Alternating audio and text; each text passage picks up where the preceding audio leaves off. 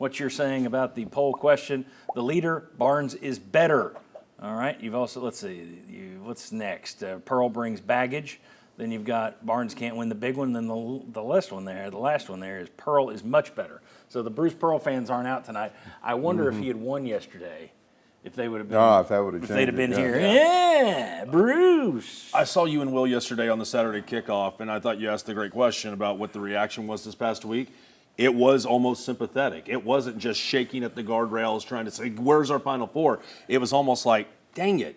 You know what? You'll get there one of these days, buddy, and a little slap on the rear end. I really thought there'd be more pitchforks and torches, and there wasn't. Interesting. Well, go ahead, get your smartphone, click the QR code, tell us how you feel. You got 4 options.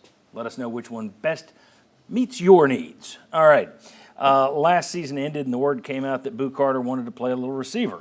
That guaranteed talk of Travis, that generated talk of Travis Hunter in some corners. Others scoffed at that notion. Then, as spring got underway, it's like, hey, it looks kind of impressive. All right, we may have something here.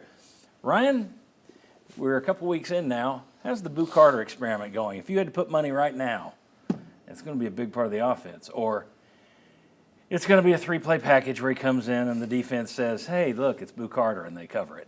Which way are you going? I'm leaning more toward it being a package we see situationally at best and a small part of this offense. And I think it's still one of those things, you're experimenting. It's spring practice. Sure. You don't know if it's even going to stick.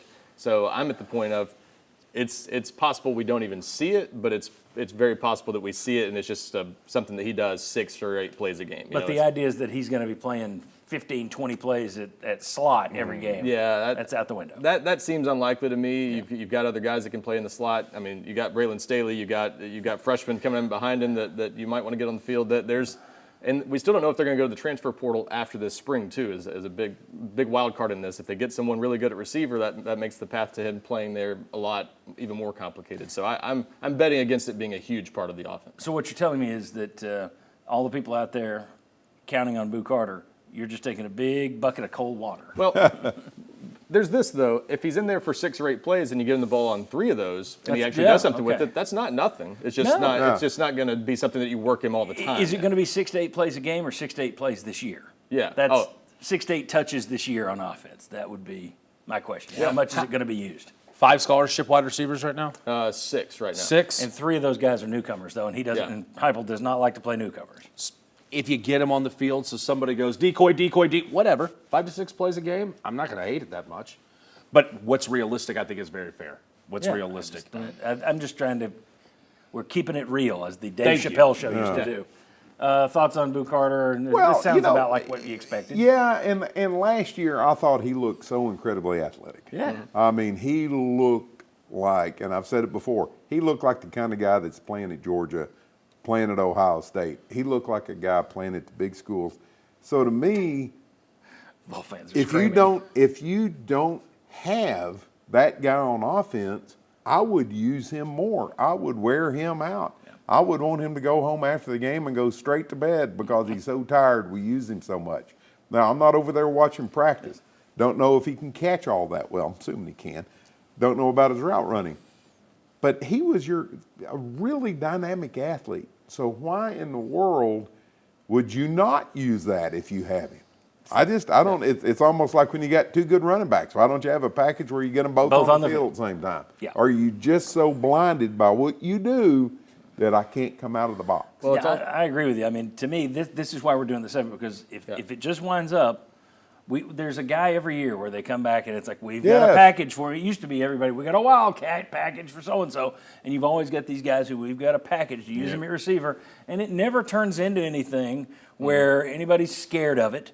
It's just a thing, and fans talk about it, and then it never comes to be. And I'm afraid that's what this is going to be. Well, I think it all depends on how you use him. I think Boo is a very good player with the ball in his hands, and in some ways, you could argue coming out of high school he looks more special on offense than on defense at times. But he's important to what they do defensively, and what he's maybe best at is returning punts. That's a different skill set from being a slot receiver. It's worth noting. So I think if you're using him on jet sweeps and screens, yeah, fine.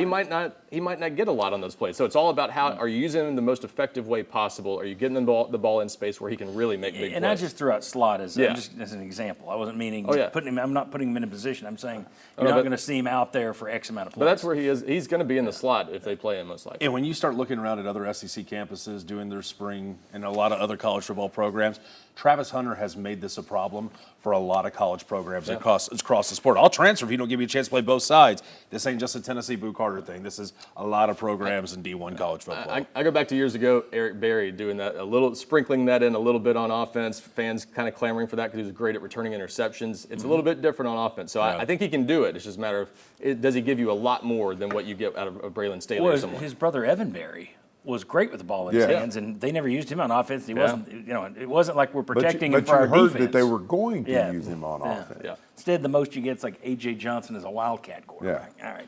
When we come back, Nico Iamaleava was ranked by ESPN as the 8th best quarterback in college football going into the 2025 season. These people buy that or sell that. We got much more to come on the Sports Source. Come on back.